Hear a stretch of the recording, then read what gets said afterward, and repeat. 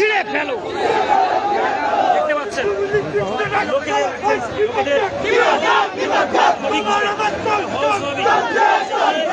সংবিধান বিরোধী দিন থেকে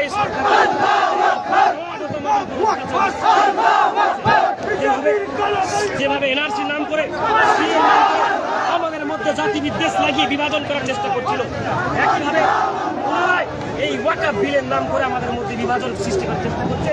চক্রান্তমূলকভাবে আমাদের মসজিদ, মাদ্রাসা, এতিমখানা, খানকার জায়গাগুলোকে লুটে নেওয়ার চেষ্টা করছে। তারই বিরুদ্ধে জমিয়াত উলামা হিন্দের ডাকে আজকে 10 তারিখ বৃহস্পতিবার যখনই কলকাতায় উপস্থিত হয়েছে, পুরো ওয়েস্ট বেঙ্গলের চাকা জাম করবো ইনশাআল্লাহ।